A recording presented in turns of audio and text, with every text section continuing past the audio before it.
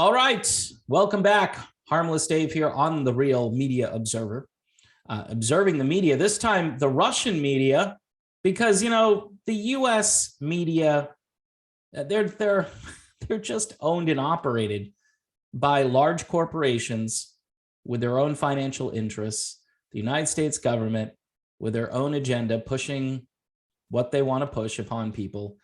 And I've got to say, excuse me, when you find out that the United States is financing over 300 biolabs across the world, you start to think, okay, what could go wrong with that? What could go wrong with that? Which really just implicates the United States in really the last 2+ years of pandemonium around the world.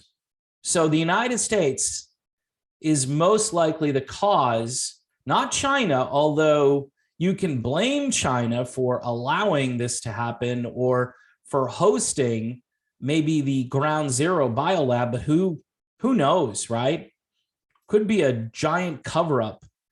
And I don't think any American politician, if they find this out, will tell the truth about it. So to start with, the Russian Defense Ministry has revealed that about 30 biological labs were found in Ukraine.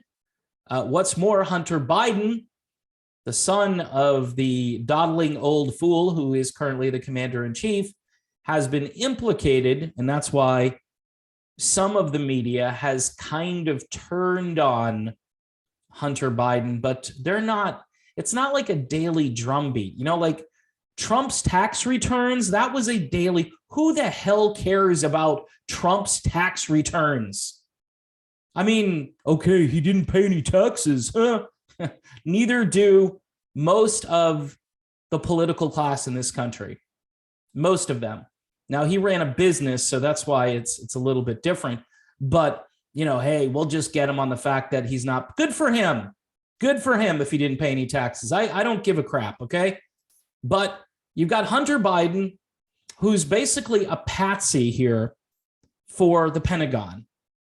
He's been implicated in financing the DoD's military biological program in Ukraine. Now, Anna Popova, I don't know if I'm saying that right, says that there are 300 U.S.-funded biological laboratories across the world, and she is part of a Russian consumer watchdog group. Oh, man, Dave, you've gone full Russian on us here. Why don't you just go work for Putin, man? Because I would, but, I can't. I live here in the United States, and we're not supposed to talk to Russians. Russians aren't supposed to talk to us. And I'm sure, RT America got thrown off the airwaves. So I don't think I would have any luck being paid by Vladimir Putin. I'm hoping the vodka shows up, but I'm not expecting it because, people are just pouring out their supplies of vodka. That's what you do in a crisis. When nobody has enough money to buy food, you throw vodka down the drain. Yeah, that helps a lot.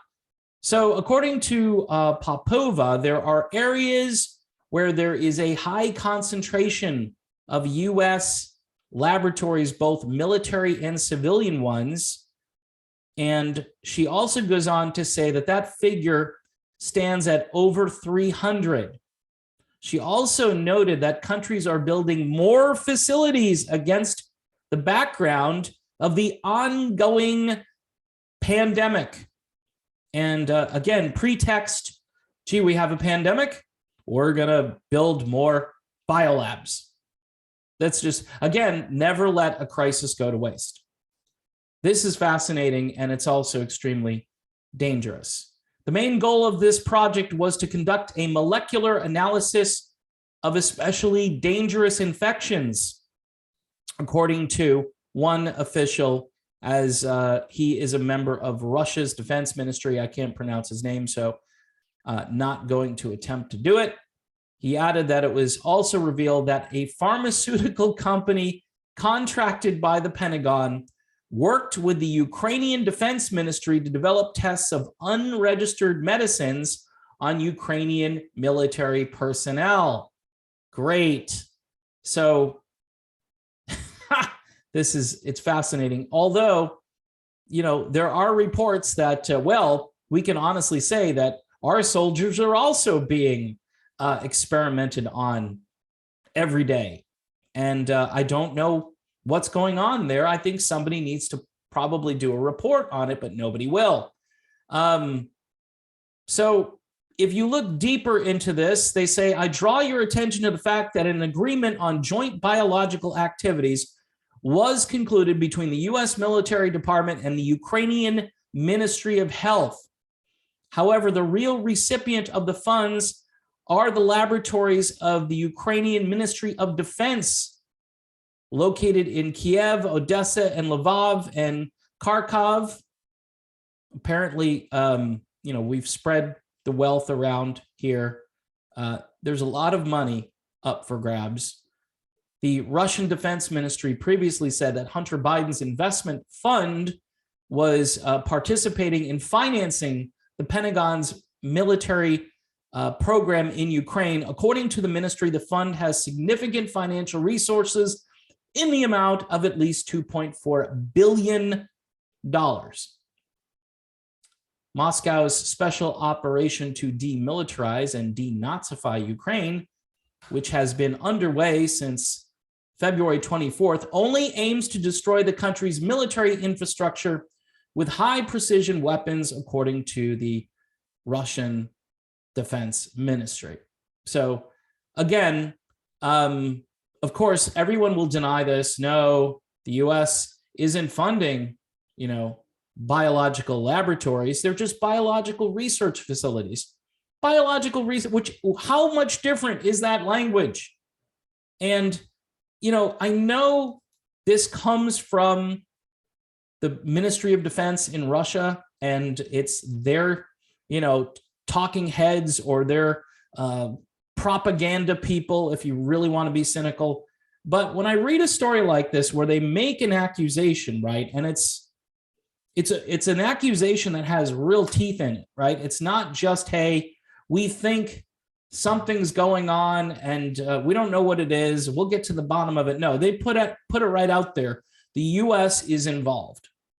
300 biolabs around the world. It's almost as if this operation in Ukraine is a cover now to put out the truth about a lot of things that are happening around the world, and to maybe raise awareness at the ongoing wars in places like Yemen and Somalia, and the struggle in the Gaza Strip and different places around the world where it's really okay to do military stuff without incurring, the wrath of the mainstream media. It's very interesting to watch that this particular one, because it wasn't orchestrated by the United States. If the United States had called Russia and said, hey, I think you guys should invade Ukraine, that would have been cool. Everybody would have been like, yeah, man, it's an approved conflict. And then, of course, Congress won't vote on anything. Congress isn't going to vote on, regime change in Russia if that's what they really want to do, which, again, the gaffe machine was busy, but it wasn't a gaffe. Everybody's saying this now. It's just what he wants to do.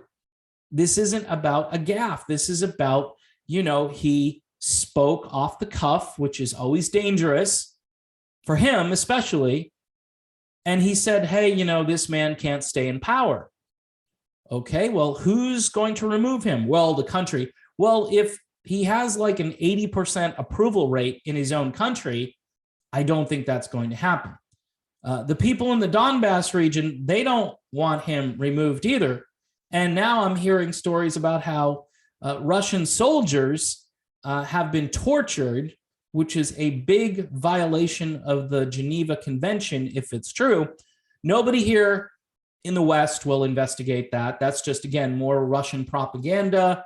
And in fact, they'll steer away from anything that makes it appear like the Azov people are in charge of the military operation in Ukraine. And approving $13 billion for this particular war effort to bolster Ukraine is one of the biggest wastes of money that I've ever seen in our government in the history. I mean, yeah, I've heard about the $1,000 toilet seats and the $500 hammers. Those are better investments than what we're doing in Ukraine. So in any event, just a few biolabs. We're financing them all around the world, not just in Ukraine.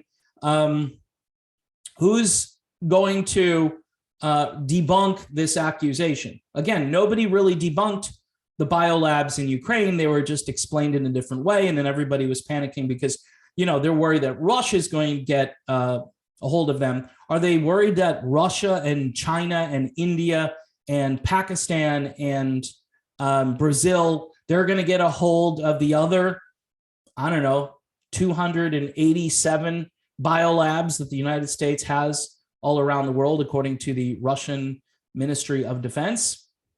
I don't know.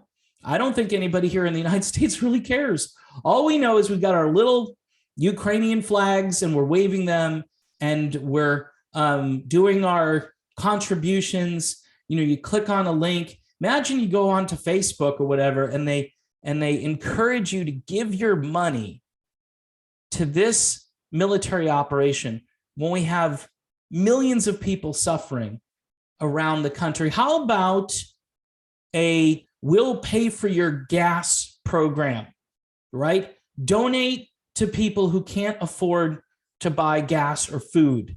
Donate to people who lost everything because the government shut them down for 2 years, or at least, you know, beginning portion of the lockdowns. And then people still never got back on their feet the way they were prior to this. This is outrageous. And there are not enough people who are angry. There are not enough people who are awake. There are plenty of woke people, but there are very few people who are awake. And the big story today, of course, is that Chris Rock got slapped by Will Smith. That's the big story. Looks like a false flag staged Hollywood event, although Will Smith did cry really, really good when he gave a speech. So I don't know. He is a good actor. And he did win for a movie that I actually watched and enjoyed, and I thought it was really good. So I don't know. Was it staged? Well, it doesn't really matter, but the point is that's what everybody talks about. Oh, you know, celebrities. We really need to care about celebrities. You know, celebrities need to start worrying about the people who buy their products, who watch their products, whatever it is, because without those people, they don't have an audience and they don't have an income stream. They just don't, you know, so I would say unsubscribe to the things that irritate you, like maybe this channel. Please subscribe to the channel if you remember to, and hit the bell for notifications. And the only way I get monetized, I can't rely on Hollywood celebrities or $13 billion grants from anybody. Not that I would expect to get $13 billion. I'd be happy, you know, if the government sent me $13, but they're not going to. So I need you to do that. There is a button on here for Patreon. So if you hit the button, it'll take you over to Patreon. I share that Patreon account with the other channel, Real Music and Real Media, all under one fantastic banner. And you can check out the other channel as well. In the meantime, folks, don't trust the news, because the news is lying every single day.